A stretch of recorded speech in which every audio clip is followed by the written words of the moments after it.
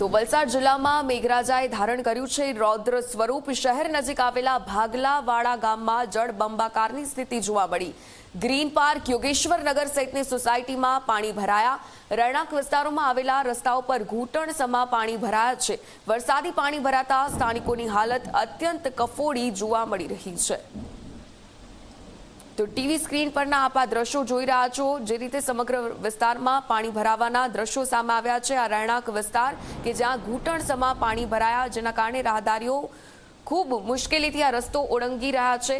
ભાગલાવાડા ગામના દૃશ્યો કે જ્યાં જળબંબાકાર જોવા મળ્યું। આ સમગ્ર ઘર આખરે પાણીમાં ગરકાવ થઈ ગયું છે। ઘરમાં તમામ જે ઘરવખરીનો સામાન છે તેને પણ આખરે નુકસાન પહોંચ્યું। તમામ ઇલેક્ટ્રિક વસ્તુઓ હોય કે પછી ઘરની ઘરવખરીનો આ સામાન સમગ્ર પાણીમાં ગરકાવ।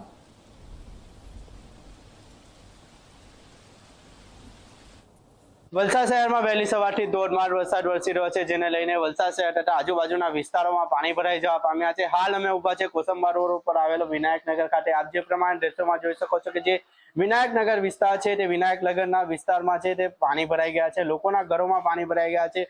લોકોના ઘરોમાં જે પાણી ભરાવાના કારણે ક્યાંક ને ક્યાંક તેઓને ભારે મુશ્કેલી પડી રહી છે। આપ જોઈ શકો છો કે લોકોના જે સામાન છે તે સંપૂર્ણપણે ખરાબ થઈ જવા પામ્યો છે। સાથે જે રીતે વરસાદ સતત વરસી રહ્યો છે તેને લઈને ક્યાંક ને ક્યાંક લોકો છે તેઓએ પારાવાર મુશ્કેલી વેઠવાનો વારો આવ્યો છે। આપણી સાથે અહીંના એક સ્થાનિક જોડાયા છે। કેવી પરિસ્થિતિ અને કેટલી તકલીફ પડી રહી છે? બહુ તકલીફ પડી રહી છે સાહેબ। અમારા બધા સામાન ખરાબ થઈ ગયા છે। અમારે તો ઘરના બે ઘર જેવા થઈ ગયા છે। શું કહી શકીએ? હવે કઈ કહેવા જેવું નથી। હમણાં તો અમારા પાસે શબ્દ જ નથી કહેવા માટે કે અમે અમારા સામાનની ભરપાઈ કેવી રીતે કરશું। અમને કઈ સમજમાં નથી આવતું કે અમે શું કરીએ। ગટરની કઈ એટલી સુવિધા ના કારણે પાણી ચોકઅપ થાય છે, કચરા ફસાઈ જાય છે, એટલા માટે પાણી ભરાય છે। બધી જ તકલીફો છે અહીંયા માટે। નાની નાની ગટરો છે એના માટે પાણી જવાનો રસ્તો કશેથી રહ્યો નથી, એના માટે અહીંયા પાણી ભરાઈ ગયા છે અને વર્ષો વર્ષ અહીંયા પાણી ભરાય જ છે। આપણી સાથે અન્ય એક પાસે જાય। માસી કેટલી તકલીફ પડી રહી છે? બહુ તકલીફ ભાઈ। શું કહેશો તંત્રને? આ બધું પાણી ભરાઈ જાય, સામાન બગડી જાય, તે તકલીફ બહુ છે વર્ષો વર્ષ। સામાન છે તે સામાન ક્યાંક ને ક્યાંક બચાવવાનો પ્રયાસ કરી રહ્યા છે। કેટલી તકલીફ પડી રહી છે શું કહેશો? ફૂલ તકલીફ પડી છે। તમે જોઈ રહ્યા છો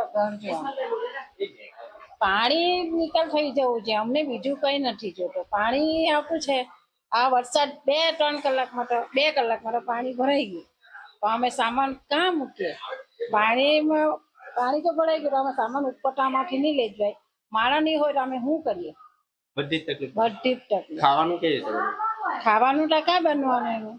કેવી રીતે બની શકે પાણી ભરાઈ ગયું હોય તો? સોસાયટી છે વિનાયકનગર સોસાયટી છે તે વિનાયકનગર સોસાયટીમાં જે ઘૂંટણસમાં પાણી છે તે ક્યાંક ને ક્યાંક ભરાઈ ગયા છે। જે સોસાયટી સંપૂર્ણપણે જે પાણી થઈ ગઈ છે। આપ જોઈ શકો છો કે દ્રશ્યોમાં જે સોસાયટી છે તે સંપૂર્ણપણે પાણી થઈ ગઈ છે। સોસાયટીના તમામ રહીશો અને તમામ જે લોકો છે તેઓ પારાવાર મુશ્કેલી વેઠી રહ્યા છે। ક્યાંક ને ક્યાંક જે લોકો છે તે એક જ માંગ કરી રહ્યા છે કે અહીં યોગ્ય રીતે ગટર બનાવવામાં આવે, જેથી જે આ વરસાદનું જે પાણી દર વર્ષે અહીં ભરાય છે, દર વર્ષે જે પાણી ભરાતું અહીં અટકે અને જે લોકો છે તેઓને પારાવાર મુશ્કેલીથી આઝાદી મળે તેવી જ માંગ લોકો અહીં કરી રહ્યા છે। અને જે રીતે પાણી ભરાયું છે તેને લઈને સંપૂર્ણ જે ઘર વખરીનો સામાન છે તે પણ ખરાબ થઈ જવા પામ્યો છે અને લોકો એક જ તંત્ર પાસે એક જ માંગ કરી રહ્યા છે કે જે અહીં પાણી નિકાલની યોગ્ય વ્યવસ્થા કરવામાં આવે। માત્ર 1 કલાકમાં જ અહીં આગળ પાણી ભરાઈ જતું હોય છે, તેથી લોકો અહીં મોટી ગટર બનાવવાની માંગ પણ કરી રહ્યા છે।